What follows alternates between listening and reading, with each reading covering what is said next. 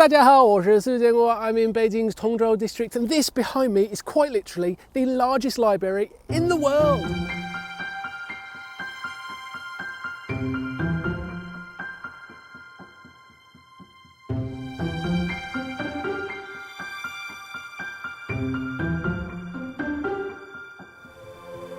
But where are all the books?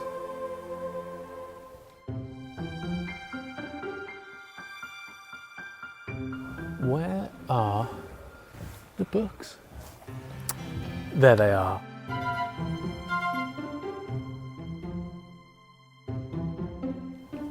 So if you only see pictures of this part of the library, you might think there are no books at all. That is of course not the case. There are millions of books in this library. However, this section is the Guinness World Record holder for the largest library reading hall on the planet. You can see why. Huge. I've spent thousands of hours in libraries when I was at Oxford University, but this is a totally different kind of reading experience. Ultra modern. You can't help but look around. It's incredible.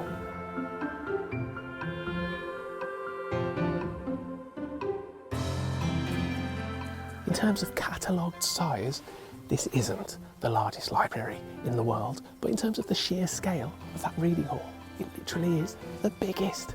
So the reading hall covers almost 22,000 square metres. The entire library, 75,000 square metres in area, has a capacity for 8 million books with deposit-free lending, which is amazing.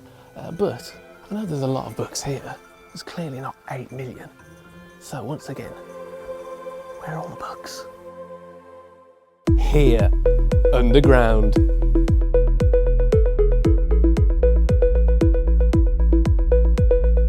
Over 7 million books are stored here in the underground intelligent stacks. This is the largest automated storage and retrieval system in the entire country, and in the future readers will be able to search for the books that they want upstairs, and then within about 15 minutes the books will be delivered to their reading space via robots. Absolutely incredible. This place is huge.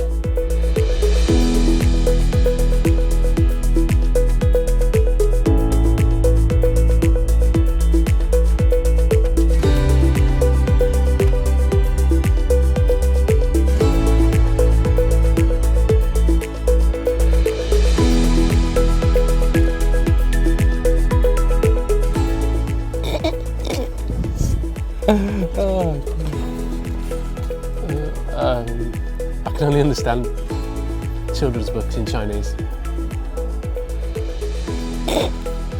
And this is the Metaverse Experience Hall, where you can ask questions, I guess, related to the library. 你好，这世界上有几本书？根据世界各地的图书馆和书店的数据，我们可以估计世界上有数十亿本书。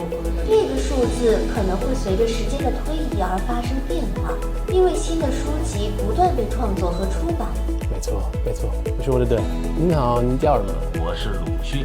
And the library is just as impressive from the outside as it is from the inside. It is a stunning piece of architecture. It's actually known as 森林书院, or the Forest of Knowledge, not just because of the books inside, but also because of the 144 ginkgo tree-like structures holding up this giant roof.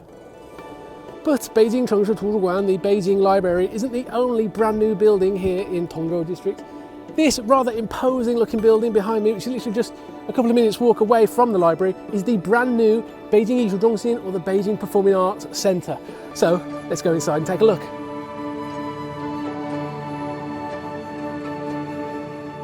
And as you can see, it's very impressive inside the Performing Arts Centre as well. Now, the Performing Arts Centre is basically 3 huge buildings all linked together. Inside there are 4 theatres, an opera house, a concert hall, a drama theatre and a small performance theatre. And in the future, theatregoers will be able to come here directly via the subway. They'll be thronging in from this entrance here.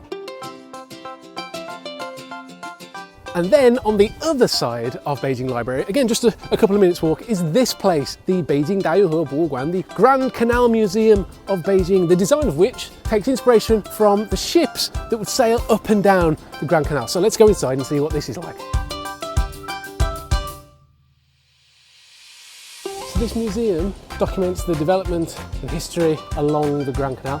part of which runs through Beijing's Tongzhou district, hence why the museum is situated here. But aside from the very fascinating exhibitions, this whole building is very fascinating. It's amazing to look at. The roof is meant to depict a sail of a ship that would sail along the Grand Canal. I think they've nailed it. It looks just like a sail. Can you imagine this billowing in the wind?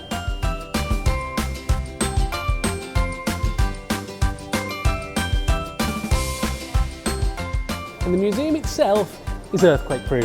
That's a seismic-based isolation system beneath the foundations that protects the building and the cultural relics inside the building from earthquakes.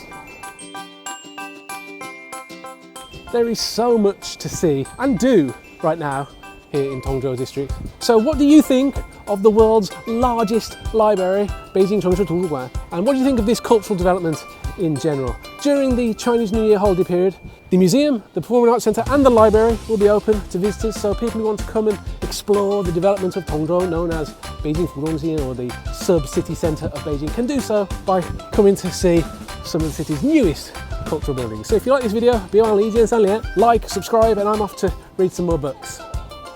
Children's.